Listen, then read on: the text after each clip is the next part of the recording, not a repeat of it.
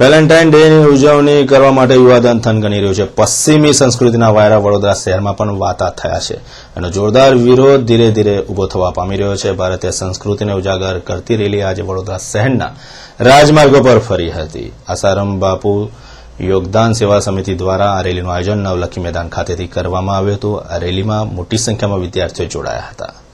આ દિવસે માતૃપિતાની પૂજન કરીને તેમના આશીર્વાદ મેળવવાનો દિવસ ઉજવવાનું નક્કી યોગ સમિતિ દ્વારા કરવામાં આવ્યું હતું. મોટી સંખ્યામાં વિદ્યાર્થીઓ જોડાયા હતા અને આ રેલી આકર્ષણનું કેન્દ્ર બની હતી. વડોદરા શહેરના રાજમાર્ગો પર ફરી હતી અને તેમને એક સંદેશો વહેવડાવવાનો પ્રયત્ન પણ કર્યો હતો. વિદ્યાર્થીઓમાં જનજાગૃતિ કેળવાય અને પશ્ચિમી સંસ્કૃતિના વાયરાથી થોડા થોડા દૂર રહે અને પોતાની ભારતીય સંસ્કૃતિને ઉજાગર કરે, તેના સંસ્કાર કેળવે, માતા પિતાનું 14મી ફેબ્રુઆરીના રોજ પૂજન કરે, તેમના આશીર્વાદ મેળવે તેવું આયોજન યોગ સમિતિ દ્વારા કરવામાં આવ્યું છે. આજે મોટી સંખ્યામાં રેલીમાં વિદ્યાર્થીઓ જોડાયા હતા. અવનવી વેશભૂષા ધારણ કરીને આ રેલી વડોદરા શહેરના રાજમાર્ગો પર ફરી હતી. આસારામજી બાપુ દ્વારા પ્રેરિત આખા ભારતભરમાં એક અભિયાન ચાલુ રહ્યું છે કે જે 14 ફેબ્રુઆરી વેલેન્ટાઇન ડે જે ઉજવી રહ્યા છે એની જગ્યાએ આપણા ભારતની અંદર આપણા 40 નાના મોટા ભારતીય હિન્દુ સંસ્કૃતિમાં તહેવારો છે, એમાં માતા પિતાના પૂજન દિવસનો નથી અને ગુરુના પૂજનનો નથી. તો 14 ફેબ્રુઆરીએ માતૃપિતૃ પૂજન દિવસ મનાવે. દરેક સ્કૂલના છોકરાઓ દરેક પોતાના માતા પિતાનું પૂજન કરે. જેમ ગણપતિજીએ શંકર પાર્વતીની પૂજા કરી અને આખા દેવોની અંદર પ્રથમ સ્થાન મેળવ્યું, એમ દરેક વિદ્યાર્થીઓ પોતાના માતા પિતાનું પૂજન કરી અને 14 ફેબ્રુઆરીએ અને આ એક પ્રથા ચાલુ રહે, છોકરાઓ પાશ્ચાત્ય સંસ્કૃતિ તરફ ના જાય. આજે મોટી ચીફવાડ ભાવસાર સમાજ દ્વારા એક શોભાયાત્રાનું આયોજન કરવામાં આવ્યું હતું. પ્રતિષ્ઠા અંજન સિલિકા મહોત્સવનું આયોજન કરવામાં આવ્યું છે. તારીખ 20 સુધી આ મહોત્સવ ચાલનાર છે. આ મહોત્સવના અંતર્ગત આજે શોભાયાત્રાનું આયોજન કરવામાં આવ્યું હતું. જૈન સમાજના અગ્રણીઓ, મહાનુભાવો, વિદ્યાર્થીઓ, બાળકો, મહિલાઓ અને પરમ પૂજ્ય મહારાજ સાહેબ આ શોભાયાત્રામાં જોડાયા હતા. આચાર્ય સાહેબની નિશ્રામાં શોભાયાત્રાનું અને મહોત્સવનું આયોજન કરવામાં આવ્યું છે. આ શોભાયાત્રા વિસ્તારના રાજમાર્ગો પર ફરી હતી અને આકર્ષણનું કેન્દ્ર બની હતી. અવનવી વેશભૂષા ધારણ કરીને બાળકો પણ આ શોભાયાત્રામાં જોડાયા હતા અને આકર્ષણનું કેન્દ્ર બન્યા હતા. શોભાયાત્રાની શરૂઆત મોટી ચીવાડ ખાતેથી થઈ હતી અને માંડવી સુધી પહોંચી હતી. શું કહે છે જૈન સમાજના અગ્રણી, સાંભળીએ તેમને જરા. વડોદરા મોટી ચીપવાડ ભાવસાર સમાજની અંદર અતિ મહત્વનો એક પ્રતિષ્ઠા અંજન સલાકા મહોત્સવ પરમ પૂજ્ય આચાર્ય ભગવાન શ્રી કલ્યાણ સાગર મહારાજ સાહેબની નિશ્રામાં તેમજ આચાર્ય ભગવાન રાજા મહારાજ સાહેબની નિશ્રામાં અત્રે તારીખ 20/2/2012 થી ચાલુ થઈ તારીખ 29/2/2012 રોજ સંપૂર્ણ થશે. ઉચ્ચ અધિકારી પર સાઇન નાખવાની ઘટના બાદ કોર્પોરેશનની કિન્નાખોરી દ્વારા વિપક્ષી નેતાના 2 પાર્ટી પ્લોટના બાંધકામ દૂર કરવા માટે નોટિસ ફટકારતા ખળભળાટ વ્યાપી જવા પામ્યો છે. વિરોધ પક્ષના નેતાએ પણ તીખા તેવર વ્યક્ત કર્યા છે. રજાના દિવસે પણ કોર્પોરેશને નોટિસ ફટકારી હતી. વિપક્ષી નેતાને નોટિસ હાથોહાથ નહીં આપીને દિવાલ પર આ નોટિસને ચોંટાડવામાં આવી હતી. વિપક્ષી નેતા ચિન્નમ ગાંધીએ જણાવ્યું હતું કે સયાજીરાવ બ્રિજના મુદ્દે ભાજપ વારંવાર આંદોલનને દબાવવાનો પ્રયત્ન કરી રહ્યું છે. ભાજપે સત્તાનો દુરુપયોગ કરીને નોટિસો આપી છે. હવે પાર્ટી પ્લોટનું બાંધકામ પણ તોડી નાખશે તો પણ અમે આંદોલન બંધ નહીં કરીએ. અથાગ પ્રયત્નો કરીને પણ ભાજપ આંદોલનને દબાવી નહીં શકે અને છેલ્લા ઘણા વર્ષોથી આ પાર્ટી પ્લોટનો વેરો પણ મારી પાસે સેવા સદન વસૂલ કરે છે. પહેલા સાબિત કરે કે આ પાર્ટી પ્લોટ ગેરકાયદેસર છે, ત્યારબાદ મને નોટિસ આપવાનું કાર્ય સત્તાધારી પક્ષ કરે તેવું વિરોધ પક્ષના નેતાએ જણાવ્યું હતું.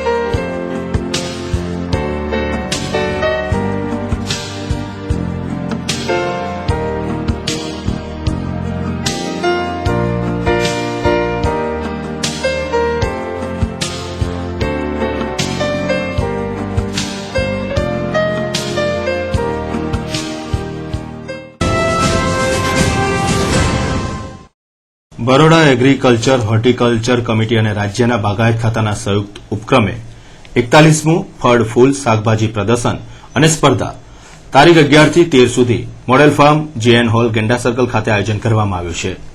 પ્રદર્શનમાં ફૂલોની ગોઠવણી, પોન્સાઇન, નમૂના, કટ ફ્લાવર્સ, કુંડના છોડ, અથાના, સરબત વગેરેની પ્રસ્તુતિ કરવામાં આવી છે. સવારે 7 વાગ્યાથી રાતના 8 વાગ્યા સુધી આ પ્રદર્શની ખુલ્લી મૂકવામાં આવી છે. મોટી સંખ્યામાં પ્રદર્શન નિહાળવા લોકો ઉમટી રહ્યા છે. આ કમિટી છેલ્લા 41 વર્ષથી આવા જાતના પ્રદર્શન યોજી રહ્યા છે. એમાં ગુજરાત રાજ્યનું ફળ ફૂલ શાકભાજી પ્રદર્શન છે અને આખા ગુજરાતમાં વડોદરામાં એક જ આવું પ્રદર્શન યોજીએ છીએ. આ પ્રદર્શનમાં આશરે 5000 નમૂનાઓ અમે લાવ્યા છીએ. એમાં ગુજરાત રાજ્યના 15 જિલ્લામાંથી ફળ ફૂલ શાકભાજીના નમૂના એકત્રિત કર્યા છે. ઇનામવાળાને અમે પહેલું, બીજું, ત્રીજું ઇનામ આપીએ છીએ. એટલે આવું પ્રદર્શન ગુજરાતમાં પ્રથમવાર થાય છે અને દર વર્ષે અમે આવું યોજીએ છીએ.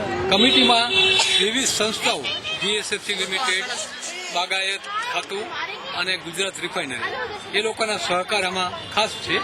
તે જ ઉપરાંત અહીંના અમારા કમિટીના મેમ્બર્સ બધા નિષ્ણાતો છે, હોર્ટિકલ્ચરિસ્ટ, રિટાયર્ડ હોર્ટિકલ્ચરિસ્ટ અને 60 જેટલા મેમ્બર છીએ અને વર્ષ અમે આ પ્રવૃત્તિ અમે પર્યાવરણને બચાવવા માટે કરીએ છીએ. આ પ્રદર્શનની અંદર 80 જેટલા વિવિધ સ્ટોર રાખેલા છે, બાગાયતને લગતા, ખાતરને લગતા, બિયારણને લગતા, ઘર વખરીને ચીજને મળે એવા લગભગ 80 જેટલા સ્ટોર અમે રાખ્યા છે અને આ પ્રદર્શનમાં લોકો 1 થી 1.5 લાખ દરરોજ વિઝિટ લે છે. વેસ્ટર્ન ડિસ્ટર્બન્સની અસર ઓછી થઈ છે. ઠંડીમાં હસકારો અનુભવાયો છે. ઠંડીના સુસવાટા મારતા પવનો બંધ થાય છે, પરંતુ વડોદરા સંસ્કારી નગરીની અંદર તસ્કરોનો તરખાટ ઓછો નથી થયો. આજે પણ નિજામપુરા વિસ્તારની અંદર તસ્કર ટોળકી ત્રાટકીને બિંદાસ 5.5 લાખ રૂપિયાની ચોરી કરીને વડોદરા શહેરમાંથી પલાયન થઈ ગઈ હતી. બનાવના પગલે ઘટના સ્થળે પોલીસના ઉચ્ચ અધિકારીઓ દોડી આવ્યા હતા. પ્રાપ્ત વિગત અનુસાર નિજામપુરાના ડિલક્સ સોસાયટી પાસે આવેલી નટરાજ સોસાયટીમાં 25 નંબરના મકાનમાં રહેતા વાસુદેવ શાહના ધર્મપત્ની બીમાર હોવાને કારણે તેમને દવાખાને દાખલ કરવામાં આવ્યા હતા. તેમની સારવાર અર્થે વાસુદેવભાઈ શાહ દવાખાને ગયા હતા. આ તકનો લાભ લઈને તસ્કર ટોળકી તેમના ઘરે મહેમાન બની હતી. તસ્કર ટોળકી આ વિસ્તારમાં ત્રાટકીને વાસુદેવભાઈ શાહના ઘરે ભારે તરખાટ મચાવ્યો હતો.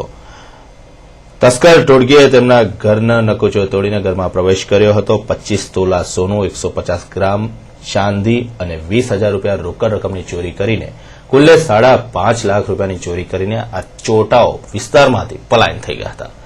બનાવના પગલે પોલીસના ઉચ્ચ અધિકારીઓ દોડી આવ્યા હતા. હર હંમેશની જેમ ગુનો નોંધીને આ ચોટાઓનું પગેરું મેળવવાનો પોલીસે પ્રયત્ન આદર્યો છે, પરંતુ તસ્કરોના તરખાટથી વિસ્તારમાં ભારે દહેશત પ્રવર્તી રહ્યો છે. ફરી એક વખત તસ્કરોએ શિયાળાની ઠંડી પોલીસની ઉડાડી છે.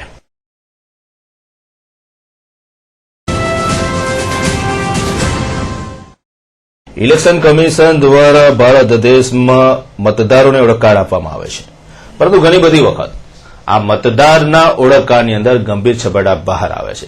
આવા ઘણા બધા બનાવો વડોદરા શહેર જ નહીં પણ સમગ્ર દેશમાં બનતા આવ્યા છે. આવો જ બનાવ અકોટા વિસ્તારના રેલવે ફાટક પાસે રહેતા જય ભવાની નગરમાં ભારતીબેન સાથે બન્યો છે.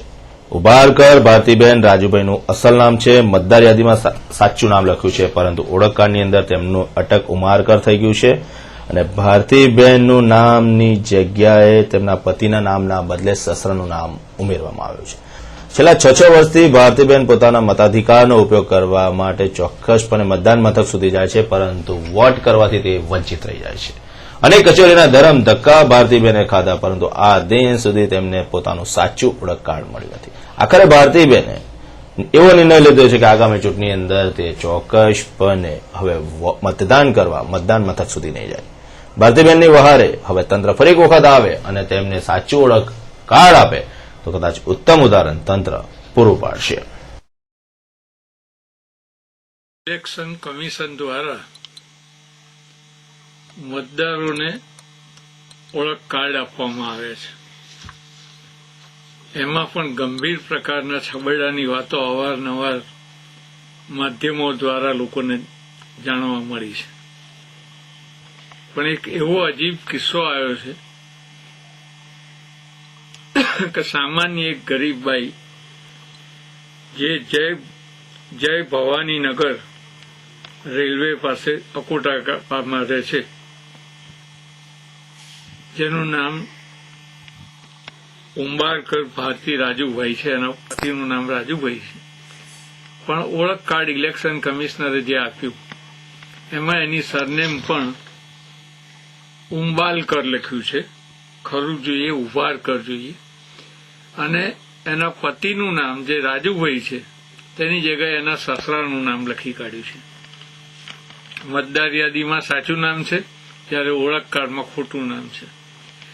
આટલી વસ્તુ સુધરાવા માટે આ બેન છેલ્લા 6 વર્ષથી સતત બાઈ ચારણીની જેમ એક યા બીજી કચેરીના ધક્કા ખાયા કરે છે ઓળખ કાર્ડમાં સુધારો કરવા માટે, પણ કોઈ સાચું માર્ગદર્શન આપીને છેવટે બાઈએ નિર્ણય લીધો કે હવે મારે કોઈ ચૂંટણીમાં મતદાન કરવું નથી. ત્યારે બાઈને મેં સમજાવ્યું કે મતદાન એ આપણો હક છે અને હક જતો ન કરાય, પણ આ ભૂલ કરનારાઓ સામે લડવું જોઈએ. એક તરફ આપણે સિટીઝન ચાર્ટરની વાતો કરીએ છીએ, એ સિટીઝન ચાર્ટર સામાન્ય માણસો માટે વાત કરીએ છીએ, અને બીજી તરફ સામાન્ય માણસોને જ થતા અન્યાય દૂર કરવામાં આપણે નિષ્ફળ રહીએ છીએ.